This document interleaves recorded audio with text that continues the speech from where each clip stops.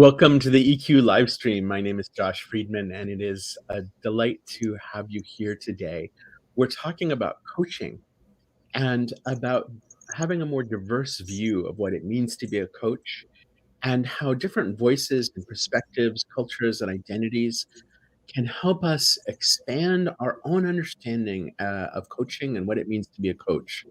One of the catalysts of this conversation is the work that we've been doing on equity in coaching and learning how to work with people who come from different perspectives. But in this process, one of the things that I've learned for myself as a white man and a coach is that there are cultural traditions and views and ways of knowing and being, wisdom traditions that I haven't had access to. And that my own perspective on what it means to be a coach has been limited by the cultural identities that I inhabit. So for me as a white man, I find my own understanding of myself and what it means to be a coach expanding as we're doing this work to help us expand what coaching means for everyone and how we can bring more people to the table as coaches and as clients. So I'd like to introduce today's panel and welcome this incredible group of EQ coaches who are going to share perspectives with you on Afrocentrism. And a few months ago, Isaac Carter was on a panel where he was talking about Afrocentrism. And we had an incredibly rich conversation. We said, we have to do a live stream about this. So I'm excited about that. Before we start, I'd like to ask everybody for a feeling word to introduce yourself. And I'll go first. As I said, my name is Josh Friedman. I'm an EQ coach. I'm the CEO of 6 Seconds. I live in California. And the word that I'm going to choose, we all have multiple feelings at a time. So it's not, what are you feeling, but what's one of your feelings? One of my feelings right now is shy. And I'm not quite sure if that's exactly the right word, but this topic of Afrocentrism, it's a topic I feel like I don't really know anything about.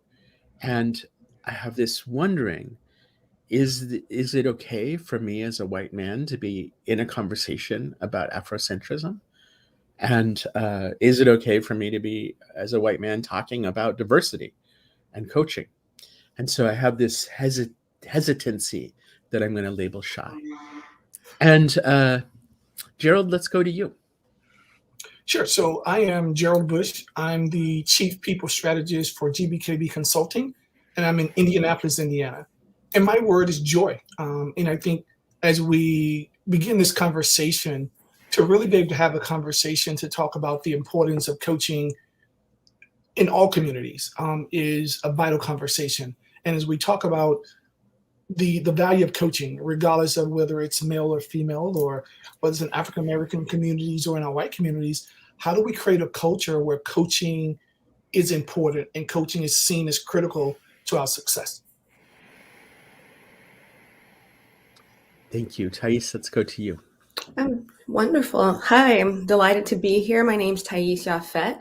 I am the Associate Director of Outreach for World Trust, as well as a World Trust Facilitator in Race Equity and Social Justice. And I'm also the Global DEI Consultant for Agility.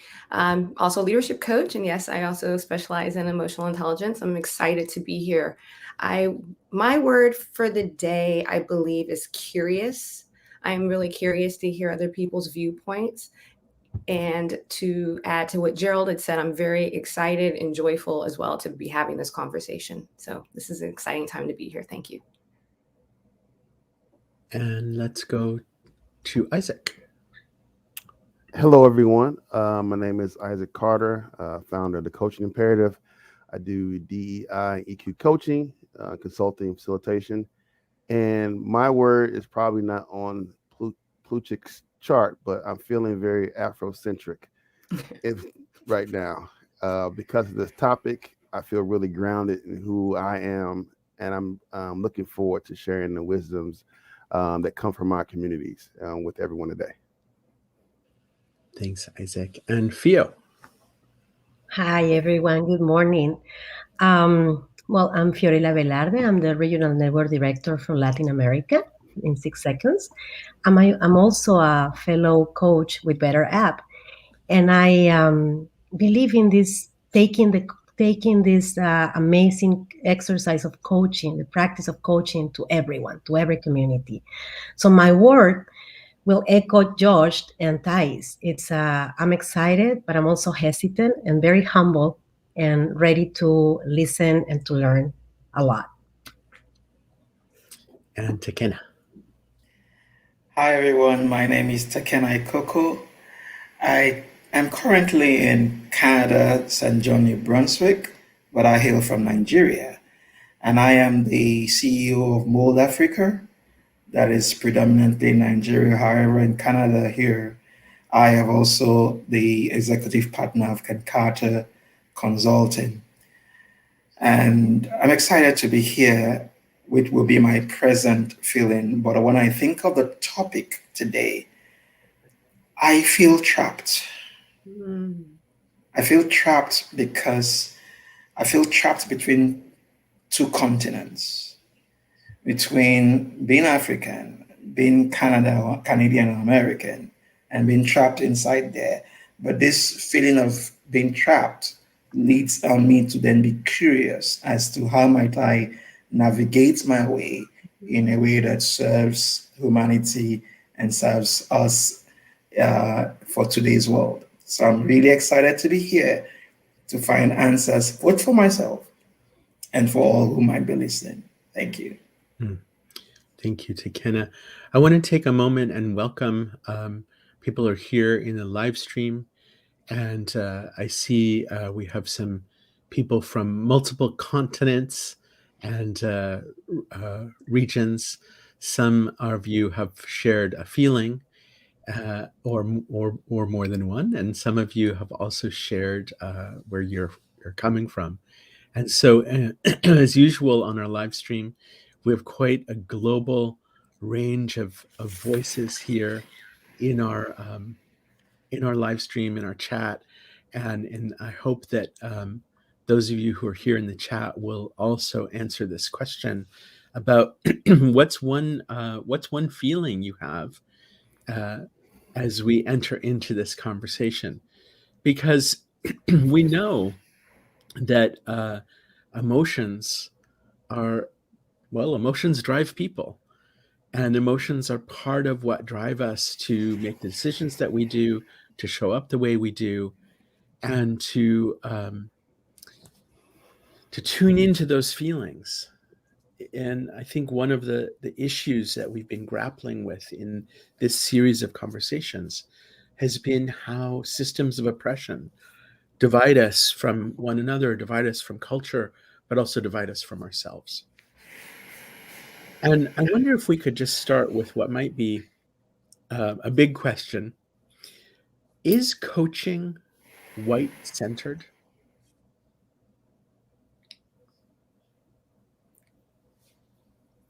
Yes. In the way that it is presented in this accredited format, I don't think coaching as its cultural, roots of helping and guiding and being a village and walking by our clients, walking by our neighbors, strengthening our communities. I don't think that's anything new. And I think that's very global and universal. But I do think that we have a rubric through a governing board that mandates a lot of how coaching is presented, and quote unquote, who's professional and who's not is very much societal hierarchies of creating norms. And I do think that our industry has fallen into that. Thank you, Thaïs. I would echo that. As you try to professionalize any field, I think you're also seeing this in diversity work.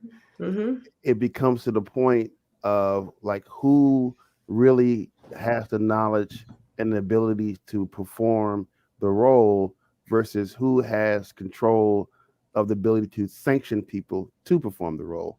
And I think that's the challenge that we have as we go to professionalize some of the work that we try to do as coaches or in DEI spaces or EQ spaces, is like who is sanctioning, who is approving of the people, and what are the financial incentives and what are the detriments that happen along that process. who's benefiting financially from this type of sanctioning, and then who also is limited in terms of what's included, in terms of, is diversity, equity, and inclusion something that's really important to this field, or is it still put as an ancillary to be added later when people become frustrated that it doesn't exist, and then they say we're sorry, and then we'll add it at some superficial high level. Mm-hmm. And then we find, oh, okay, now we're trying to remedy it and we all feel better. I think that's the danger of what coaching the path is on, and we've seen it with other industries. So something we should definitely address. Maybe we could just throw in another vocabulary word, canonized. I was in a conversation with a group of educators who said that social emotional learning was canonized by Jewish men like me. So what does it mean? What does it mean? What is this canon? What is canonized? What does it mean if coaching has become canonized by white folks? So just for me, I think we talk about the level of control. So when we talk about canonized, for me, it's who's controlling it, right? So whether we're talking about coaching, whether we're talking about emotional intelligence, whether we're talking about DEI, there are certain people that have control of it, whether it's control of the dollars, whether it's control of who's seen, whether it's control of who get the opportunities. So as we really think about the journey that we're talking about, it's how do we create different controls? Because even, the conversation that Isaac had, it goes back to control. And I think if we can redistribute who has control of, and I think then we can really talk about how do we now have a different conversation. But until we get control of who has control, or find ways to redistribute who has control, then there's no way around the conversation that we're having. Right.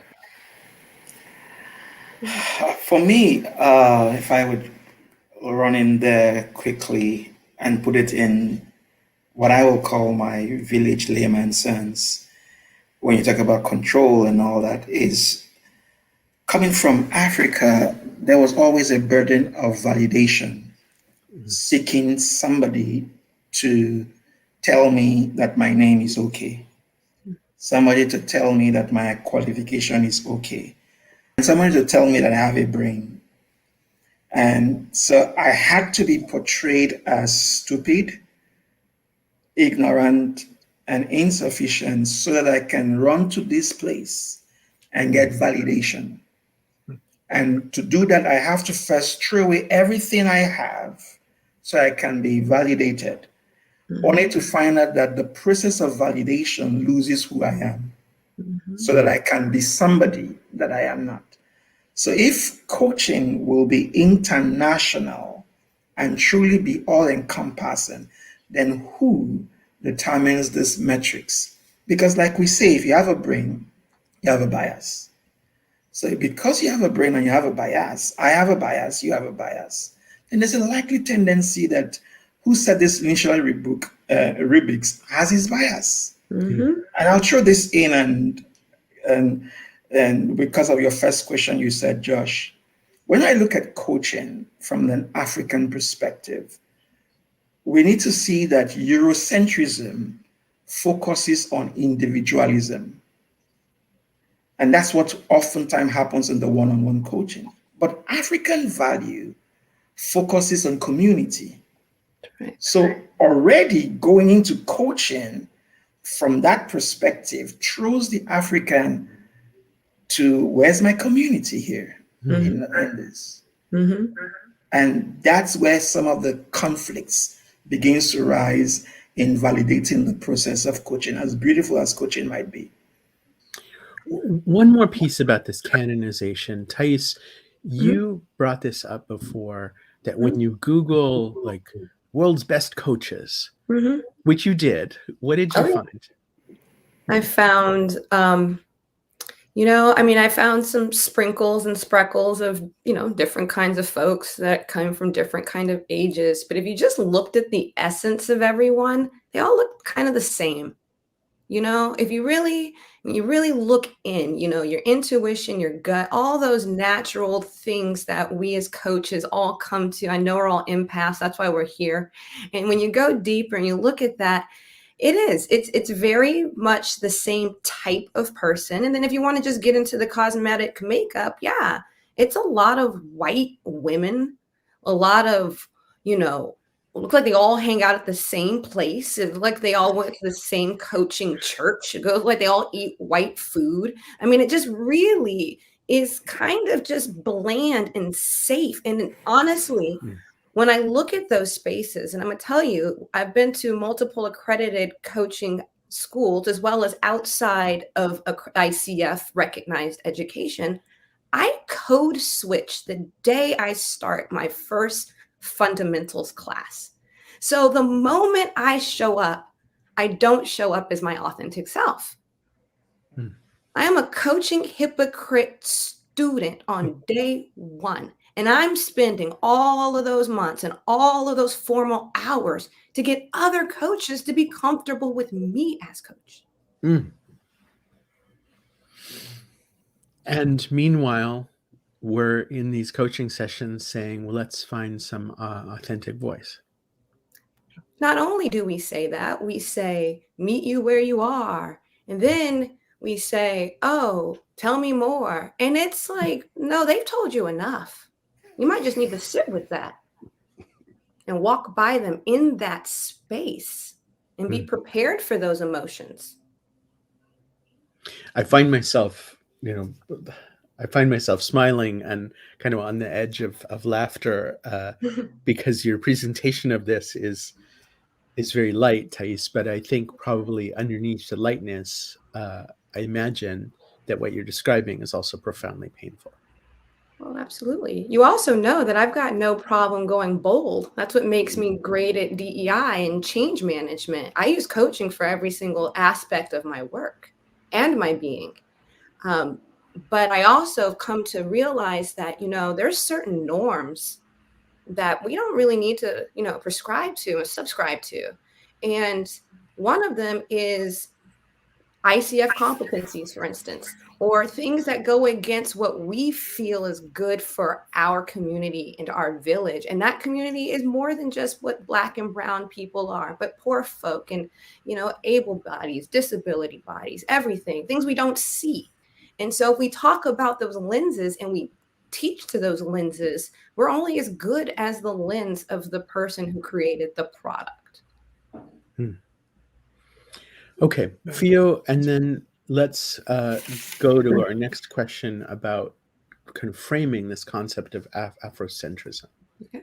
Yeah, well, I'd like to add that in Latin America, now that you mentioned those schools of coaching, there are schools in coaching in Latin America where people dress the same. They have a dress code. So the moment you trespass the door, you're kind of expected to behave a certain way. And it's not that we have a white man doing this to us. We do it to us. It's internalized.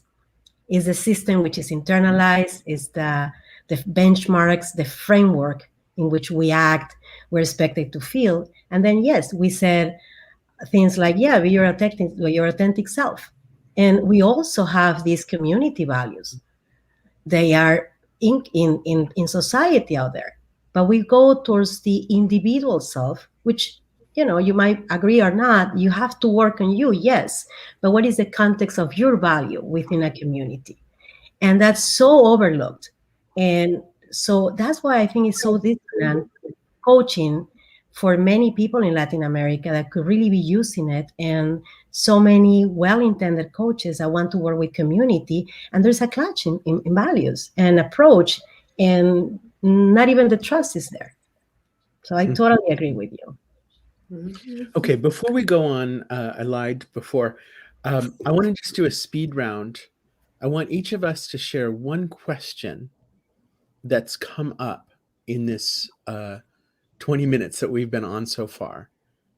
Okay, and so I'll start, and we'll just go in the order you are on the screen. So Gerald, Isaac, Tekena, Thaïs, and Fio, and Tom will just bring us on one at a time. And when you come on, just throw out a question that has come up. Okay, so the question I want to start with is, who defines success? For me, Josh, I think one of the quotes that I've lived by is from Medgar Evers, who is a civil rights leader out of Mississippi, and who's a fellow Alkanite. And his conversation or his quote was, "Freedom is not free." So my question that comes up for me is, how do we create the space that we need to create the success that we want? For me, thinking from the discussion so far and being very direct, why is Blackness always contested? Is my question. And for me, it is, why do I need somebody else to validate me? Mhm. I would say for me is, what determines a powerful question?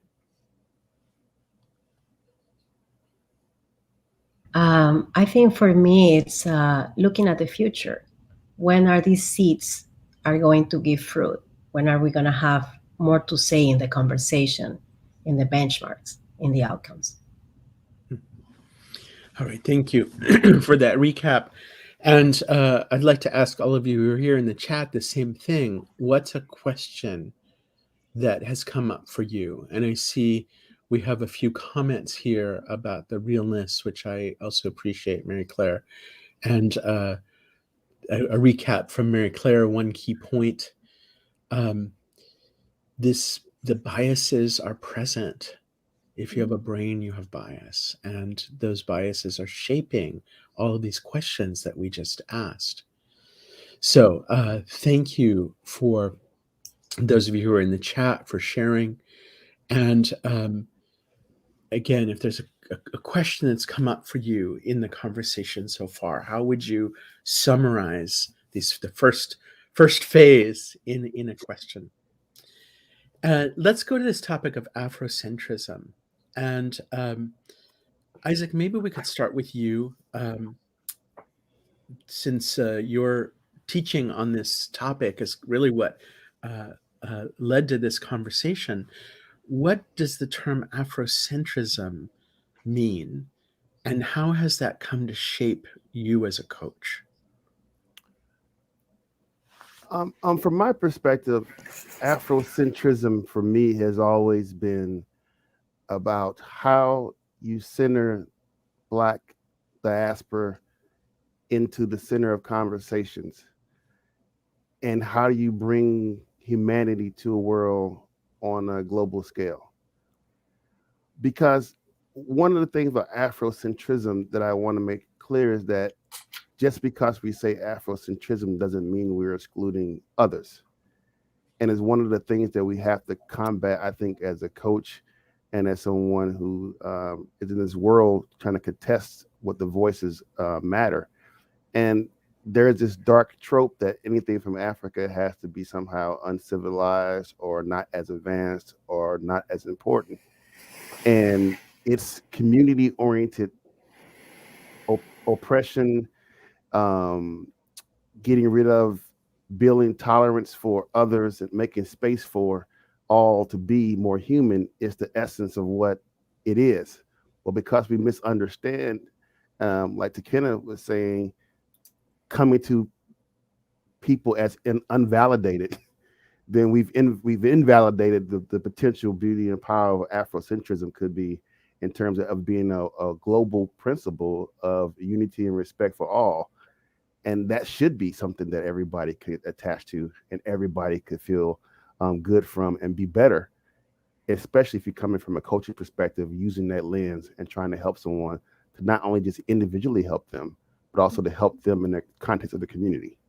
And that's why I think Afrocentrism, from my perspective, I want to highlight those elements. Takena, how about for you as a Black man living in North America who identifies as African, whose home is in Africa? What does it mean to you to say, bring Afrocentrism to coaching? I hear people talk a lot about values. But like we know in coaching, each word means differently for different persons. A simple word like listening, respect, may have the same meaning, but is expressed based on cultural perspectives and cultural interpretation. What I find is with Eurocentrism or white centrism, it's that not only is the value said, the way it should be expressed has been dictated from one culture to the extent that this other culture must be black and devilish for them to express that same value in their own way. So what is Afrocentrism for me? It is that the core value are expressed in the African way that I grew up with, that I know, respect, and hear of. And I don't need another culture to run down my way of doing it because it doesn't suit into their world. And a classic example for me is respect. Respect is important, but how would a white-centered credential expect respect? And how would respect be shown from an African perspective? If we're talking about diversity and equality and equity, then Afrocentrism is not me disregarding theirs or saying theirs is rubbish, but it's also them respecting mine and saying mine is also my way. And no way is the way. Afrocentrism is me celebrating my values as best as it fits my culture, which is Africa, and being celebrated and honored for what it is. Thank you, Tekena. Who would like to add? I'd like to add that basically we're also talking in matters of gender. We're talking about this white-centered perspective, and how does it look for women? How does it look in the female perspective? Because this is also very male-oriented. Just leaving that out there. Yeah. Thank you, Pio. For me, I think it's how do I show up with my values, my perspective, my experience, and my culture, and not feel like I have to do and be something else. Because oftentimes when I show up, I am the only African American man in the room. And, whether it's code switching or whether it's being inauthentic or whether it's practicing white or whatever language you want to use, oftentimes for me, it's how do I show up and be myself and have no concerns about what others think about me. And so when I think about Afrocentric, it's here's who I am, here's what's important to me, and accept me for what I am. And that's hard because oftentimes it's, whether it's the culture or thinking or practice, I feel that I have to do and be something different at times in order to create value or success. So for me, it's if I'm truly showing up authentic and conscious that I'm going to be me, regardless of what the outcome is, then that's what Afrocentric is to me. That I am unapologetically Gerald Bush today, tomorrow, and always. Absolutely. Absolutely. Thaïs, would you mind sharing a little bit more about this theme of success and how in coaching we sort of orient towards a vision of success? Sure. Well, I think that goes back to what we were talking about as norms, and who, again, or what, or is it a system or whatever it is that we all buy into as that norm, and showing up and being our most open and authentic selves is the definition of success, or it is for me. And it's how I define my coaching. And also, talk about a lot of it too is I feel that, we're all well suited to train and coach the majority or the dominant, but that dominant, with all the biases and everything else that are not addressed, are not in turn trained to coach others. And I think about how that permeates through our communities and our societies and in our businesses. And with Afrocentricity, we are one another, and we see that and we feel that. And, I am you and you are me, and we grow in that way. And we are call and response. And, we're the barber shop and the beauty salon and Tay-Tay's mom on the corner. Coaching is such a big part of our life from the moment we come out. And so anything that encapsulates and captures all of that community building and support of that ecosystem is where I see where success and Afrocentricity and authenticness comes through.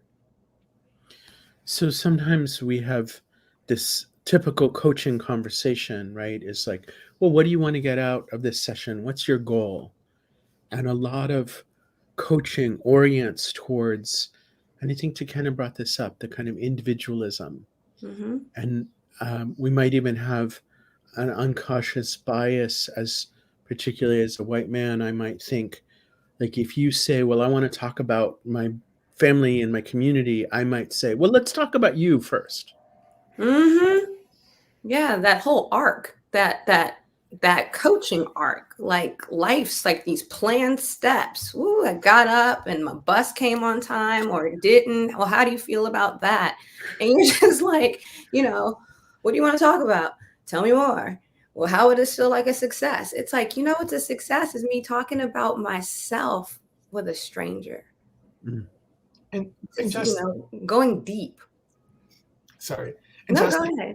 The other challenge is we're conditioned based on our training to have goals, to have actions, to have all of these things.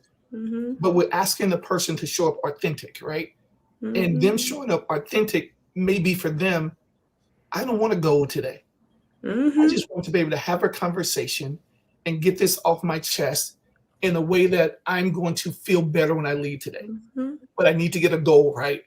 So it's how do we step back, right, and allow the space?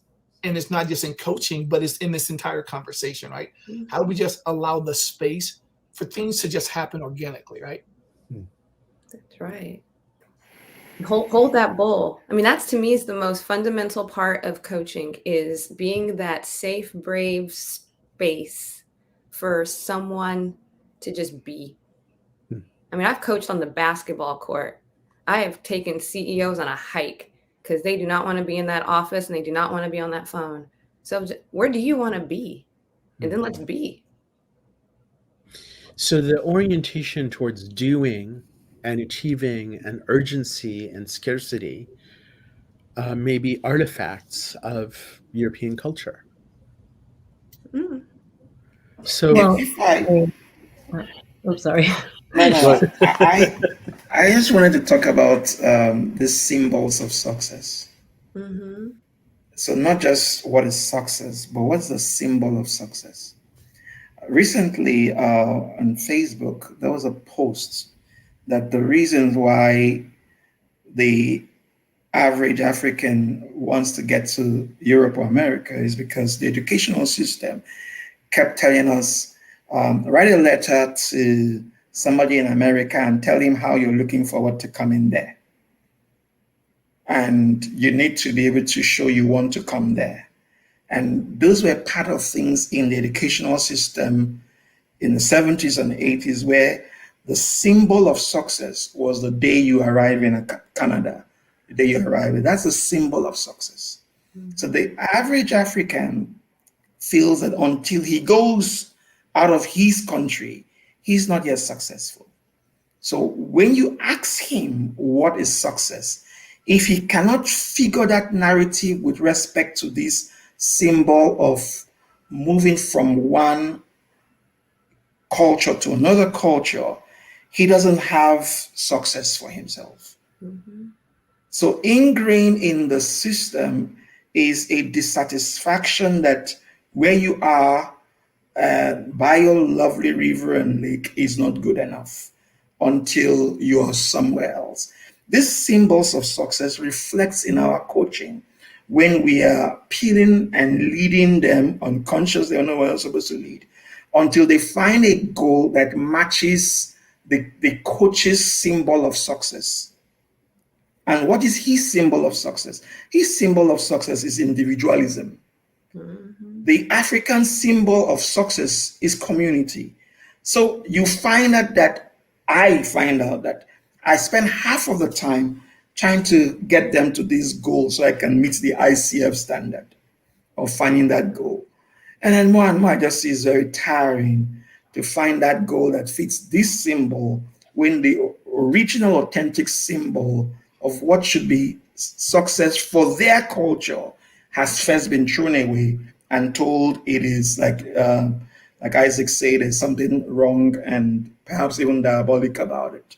And that's why I think addressing the symbols of success, not just the meaning of success, the symbols of success becomes imperative in coaching. And a lot of times in coaching, we say, like, oh, what will success look like? What will it feel like? What will it sound like? How will we see it? And there's an element of externalization, right? That success is kind of out here somewhere. Yeah. I was going to say that this cultural frame can be the Garden of Eden, or it can be a very restraining circle.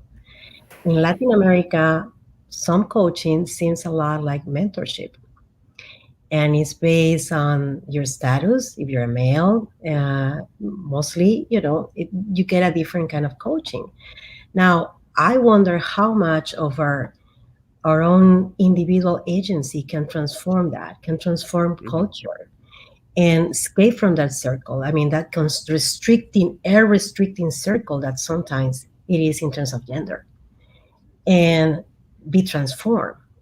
And that's the individual agency I look in people when I coach them. I always tell them, I'm here to assist you, to go with you in accessing your inner wisdom, if you wish to do so. If you wish to go on your goals, let's do it. But you'll know that you have this available to you.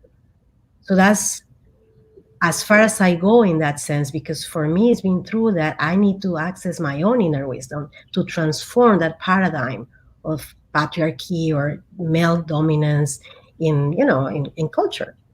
So it's kind of an edgy, right? Gerald laugh. Well, But I'll just I would- bring Mucha into the conversation for a moment. Mucha should probably be on this panel too, as an African coach and a leader in the 6 Seconds community. And Mucha also brought up the term Ubuntu. And would someone just share a little double click on Ubuntu for us? What does it mean for you? Well, we stated a little earlier. I am you, you are me. I see you. When you see me, see yourself. And when I see you, I see myself. And it's a beautiful place to be. I'm going to say to start. It's really a beautiful place to be. Isaac, what's another principle for you of Afrocentrism when it comes to coaching? Well, when I think of beyond moving from the individual to the collective, I think it also encompasses a certain level of spirituality and agency that you have, and you are made up of. You have a spirit, and you are a connection to a spiritual world around you, and that doesn't need to be a closed off place that's not appropriate to coaching. It is a place that if you have and you come with that belief, it should be welcomed into the process and used as a source of guidance and strength and empowerment to overcome the things that you are and what you're trying to accomplish. And when we look at Afrocentricity in terms of what possibly look at coaching from its psychology roots, the word saku, which means mind, body, and spirit, it makes sense that we are aligned in that way, mind, body, and spirit, from an Afrocentric perspective in coaching, and allow for spiritual agency to be a part of the process. A lot to unpack in that. When we're talking about this kind of individualistic versus, I don't know if collectivist is the right word, individualistic success versus relational success, communitarian success, there's a piece about connecting beyond self.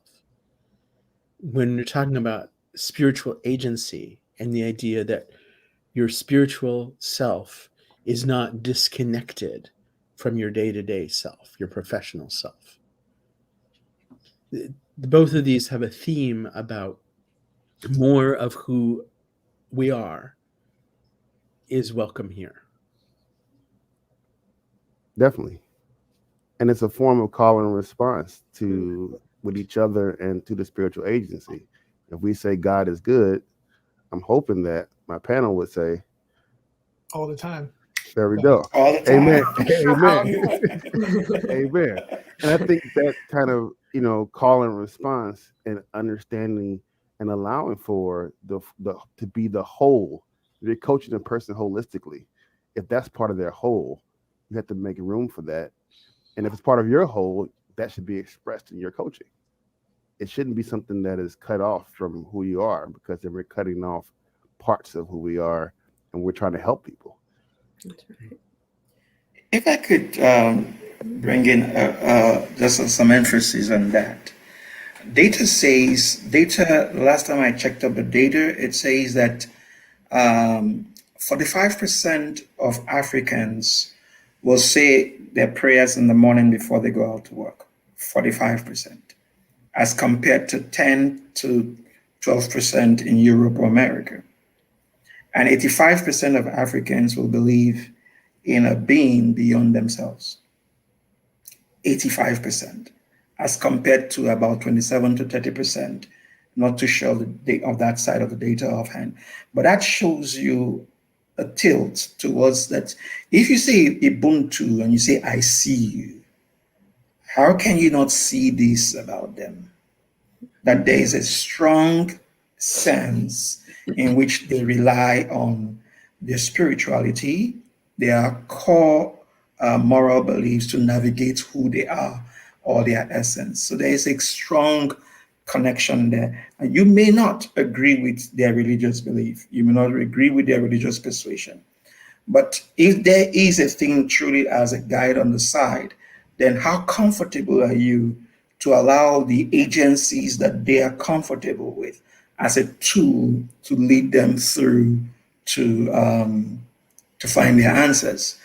Recently, I'm an African, her straight guy, and yet I had to coach somebody who was from the LGBTQ community, and I had to respect their value and their pronouns and made the session for them, not myself. So when you come to Afrocentrism and you're coaching this person, can you also be comfortable with being uncomfortable with the fact that they will need these spiritual agencies to navigate their way through to find their own inner answers? Mm-hmm. That's right on. We talk about that a lot in coaching about, get comfortable being uncomfortable. But when you practice and you work on your practicum, you start to think, is it about the client being uncomfortable, or is it about us as coaches needing to be uncomfortable along with our clients being uncomfortable as well? And so that's always something I think to spot on and to focus on. And again, that's that community building. Yeah. And just so, and Muhammad Ali said that he who is not courageous enough to take risk won't achieve anything in life. Mm-hmm. So as you think about that quote, the conversation is, as coaches, how do we show up and be the person our client need us to be? How do we show up and allow them and guide them on a journey and allow them to be as risk-taking as they want to be, not as risk-taking as we want them to be based on the questions that we're asking them. But how do we allow them to show up and be authentic enough to say, here's the journey that I want to go on. Here's the risk that I want to take. Here's what I want to present to you. And be comfortable enough to say, let's go. And not have to be positioned to say, well, hold up, I have to ask you some questions to get you there. And when we can do that with our clients and just allow them to take the risk that they need, then they're showing up authentic. They're showing up the way that they need to show up. And I think when we talk about coaching and really being authentic, it's how do we show up, but also how do we allow clients to show up and be their best and to get the results that they want to create their own success. I want to just bring a couple more comments in from the chat. This theme about bringing our whole selves in. Andy brought that up as well. But Mooch is coming back to this point about the effect of cultural imperialism, the effect of the systems of oppression that have equated Blackness with negativity, that have diminished the voice of Africa. And I have studied cultures all over the world. I've spent a good bit of time in Africa. But when I think about, if I'm really honest, when I think about wisdom traditions, and I say, where are sources of wisdom for me to help me find my way through? I look to some degree to Europe. I personally look a lot to Asia. I look to the Tao. I look to the Vedas. I've heard about Ubuntu. I've learned about it, and yet I don't look to Africa. Yeah. Yep. Yeah, we're all like, yeah, we know. Maybe Josh, maybe you would tell us why you don't look up to Africa.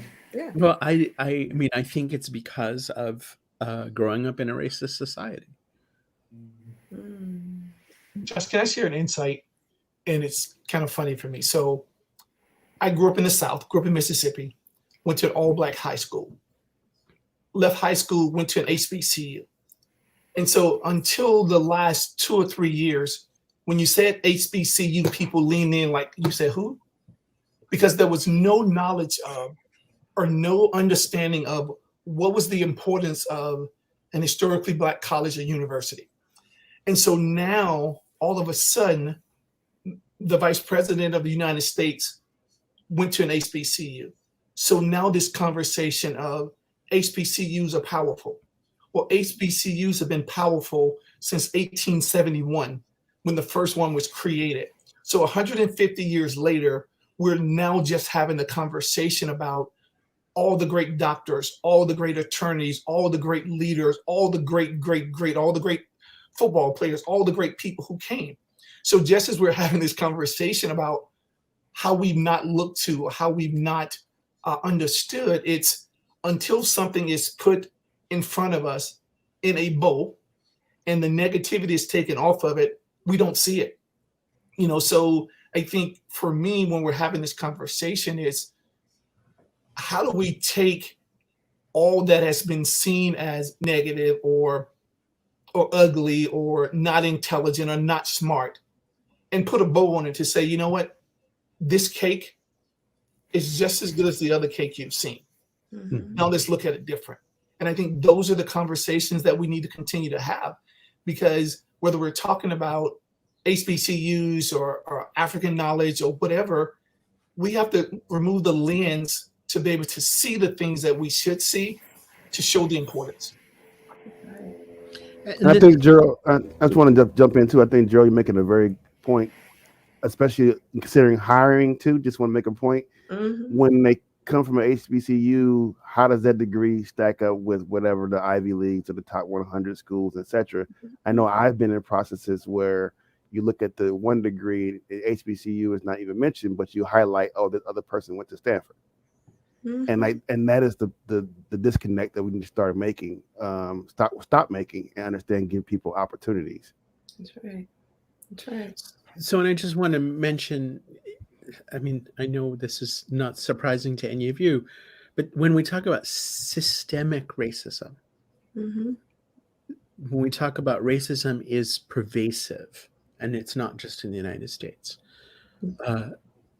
this diminishing of sources of wisdom, of sources of power from Africa or from basically everywhere but Europe, that's part of how these systems perpetuate themselves.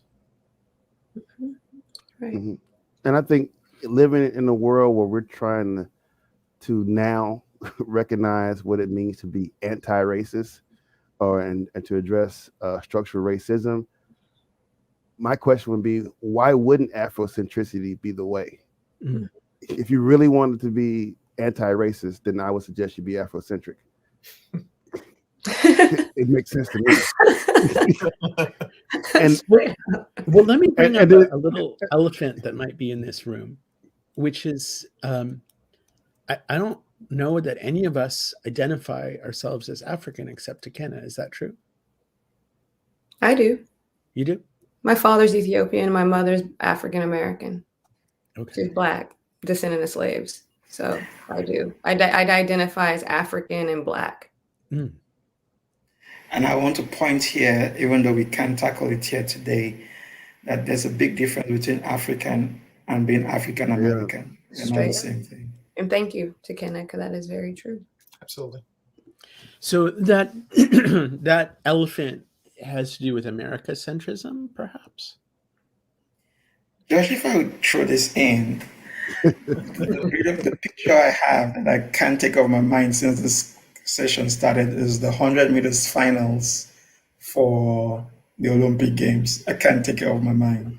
There were 8 lanes there, and they were all Black athletes. And the commentator goes to each Black person and mentions, this is from US, this is from Canada, this is from this. And I just said, these are my African brothers, man. And because they were in the final, every country wanted to associate with them without looking at their skin. Mm. Their skin didn't matter. That's right. The association didn't matter. The US claimed him. The Canadians claimed Andre. Everybody claimed everybody. And they said, we're in the finals. Nobody brought race. Nobody brought color. It was the finals, the time of glory. It was okay for us to be equal, even though we were all 9 Black athletes. Can we take that into coaching so that every man can run his lane, and celebrate who he is without running me down to where I come from? That, for me, is what I want to see in coaching. Yeah. Run your race. Well, I was also thinking about the Olympics and Simone Biles and the question about symbols of success that you brought up earlier, Tekena. And is it successful to go get on the mat and try to get that gold and sacrifice yourself? I think I'm talking. Let me step back. So No, you go. Okay, I told my daughter or my friend that for some people, I watched a race where this lady came terribly, let me use the word, terribly late. She was like 5 minutes behind everybody. And the first thought was, why would she come to the Olympics? Then I realized that no, showing up for the Olympics is her success. That I showed up. Another person's success is that I was on the podium. But see, whatever is your success, even if it may just be I showed up, that took a lot of courage from where you're coming from to show up and dress the way you dressed. That's a success, and it should be honored for you. Yeah, Josh, and we think about Simone Biles. Success for her going into the Olympics was, I need 5 gold medals coming out the Olympics.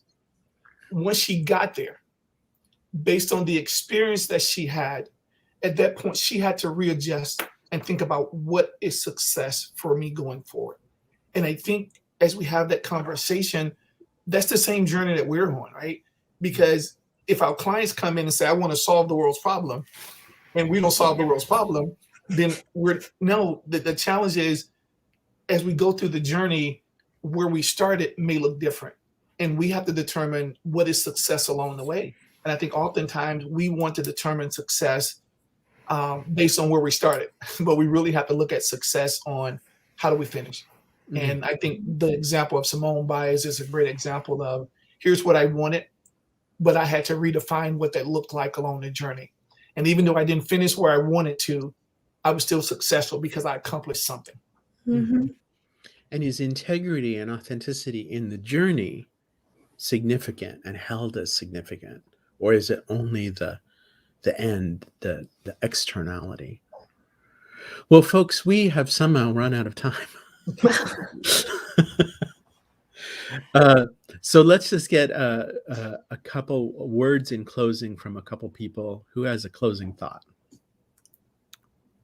I want to share that Afrocentricity is for everyone, and it's intersectional in its orientation. It looks at race, class, gender, etc., and that it's okay to love Blackness.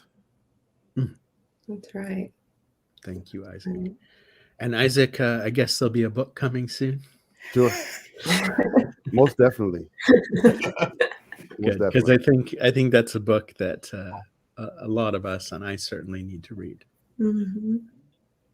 Isaac, are we writing it together? Definitely. I want to just chip in here that the phrase in the Ubuntu that really stands out for me is, I see you. Mm-hmm. I see you. Sawabuno. Yeah, it's Samabono. Yes, thank you, sir. You taught me. Oh, yeah, in our other session. Yeah, Samabono. I see you. It just takes courage to see you without changing you. As coaches, let's go out, see you, and allow them to be you. Thank you. And just one thing I will say is that, we started this conversation talking about Afrocentrism. I think we have to close it just by saying that we owe it to our community. We owe it to those that we're coaching to show up and be our authentic self and not try to go into a place or try to be something that we're not. So we have to start this journey by being authentic. And if it does not align with the system, we have to be okay with that. That's right. That's right. We have to be okay with that. Thanks, Sarah. And I also think that it's on us to learn more about other communities. Like, for instance, here we on this topic, but we also have, say, the Native American communities, the indigenous communities in the rest of Latin America that, I see that here in the United States, we neglect to look south. And we're there, and our coaching influences a lot of people, millions of people in Latin America. And also, I will add the gender perspective, how that holds that back, especially in Latin America, again. So I love to have more conversations on this. So our third session in this series is going to be about non-binary lenses, both in terms of gender, but also in terms of other ways of thinking. And that will be coming up in September. So as soon as we get that scheduled, we'll share that. And I hope that you will all join that conversation. Thaïs, one last word from you. Share your stories. Why are we all here? That's the thing that unifies all of us in the world, is storytelling. And so much of our people's history is through those stories and through storytelling. And that's what strengthens me and allows for me to keep growing and sharing with all of you. Thank you all for being here. Thank you, everyone who's here in the chat. If you're watching the recording, please add comments, ask questions in the comments, continue the conversation, and let's keep doing this challenging, important, and actually very beautiful work of expanding what it means to show up and how we can bring more of ourselves and invite more of one another into the be present with our communities. Thank you.